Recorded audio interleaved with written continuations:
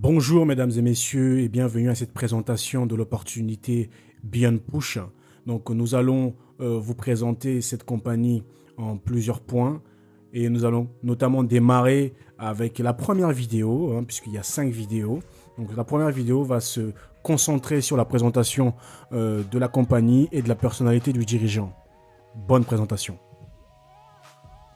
Alors, tout d'abord, une introduction au RTB. Qu'est-ce que c'est que le RTB? Le RTB, c'est ce qu'on appelle en anglais le Real-Time Bidding.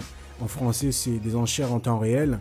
Et quoi de mieux pour vous la présenter que vous fassiez la démarche d'aller sur le site YouTube et que vous tapez le lien que je vous indique actuellement, qui est une présentation du marché du RTB faite par un professionnel du métier qui s'appelle Jérémy Bugard de l'agence 79 sur Paris. Il va vous expliquer en 5 minutes exactement de quoi est-ce qu'il en retourne.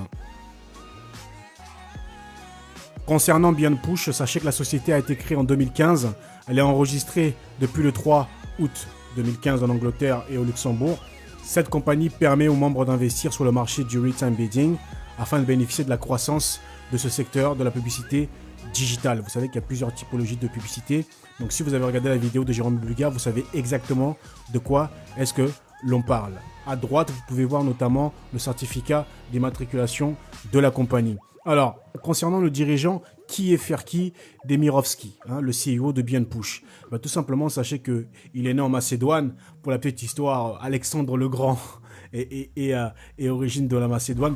Pour ceux qui ne le sauraient pas, c'est un petit clin d'œil que je fais comme ça, une petite touche d'humour dans cette présentation. Beaucoup de personnes ne savent pas où se situe la Macédoine, donc j'aime bien le rappeler. Donc il a fait des brillantes études et après il a quitté sa ville natale pour aller à la capitale et là où il a été diplômé de l'American College sur le département des relations internationales.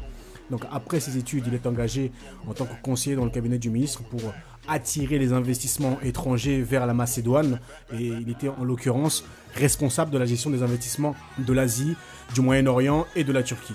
Son expérience lui a donné l'occasion de voyager à travers toute la planète et de profiter de nombreuses sessions de formation internationale dans différents domaines. Et cela lui a permis de se faire pas mal de contacts et des connexions dans le milieu des affaires. Eh bien, il a également une société de consulting, en fait, une espèce de think tank où il réfléchit sur les problèmes de développement, les problèmes d'investissement liés à la Macédoine, notamment en collaboration avec beaucoup d'ONG, toujours dans l'optique de pouvoir lever des fonds pour pouvoir développer ce pays qui est la Macédoine.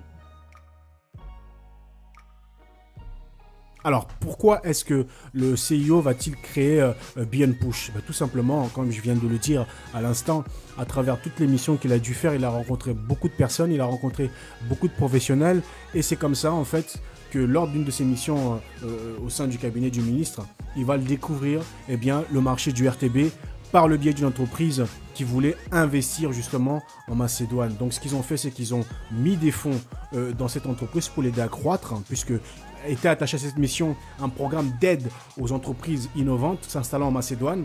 Donc, ils mettent de l'argent dans cette compagnie qui évolue sur le marché du RTB. Cette compagnie grossit, génère pas mal de chiffres et après, le CEO de cette compagnie va vendre la compagnie. Et quand eux, ils vont faire le retour sur investissement, ils vont s'apercevoir que c'était vraiment un placement très, très payant. Qu'est-ce qu'ils voient? Tout simplement, ils voient une opportunité et ils se disent, ce serait bien que je commence à réfléchir à peut-être investir sur ce marché puisque c'est un marché de niche, c'est un marché que je ne connais pas. Je suis certain, c'est ce qu'il s'est dit, qu'il était certain en fait, qu'il y avait un secteur et qu'il y avait quelque chose à faire sur ce business-là.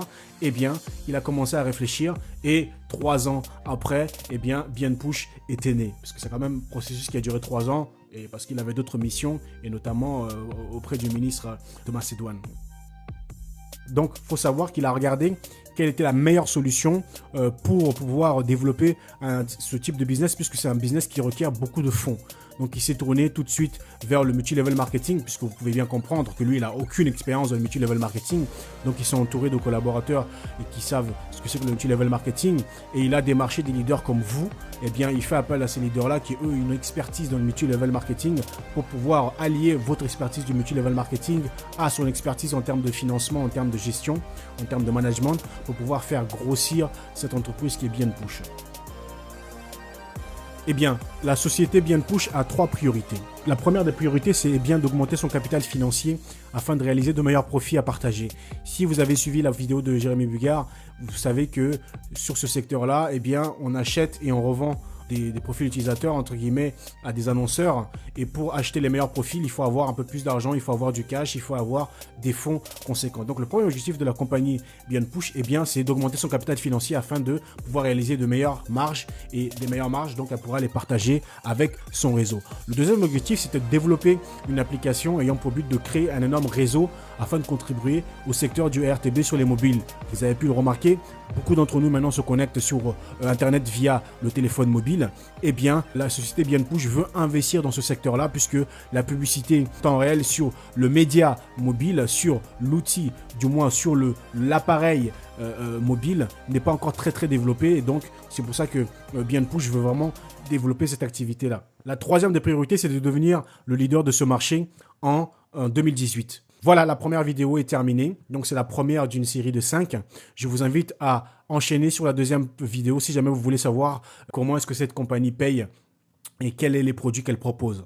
Merci à vous et rendez-vous à la deuxième vidéo.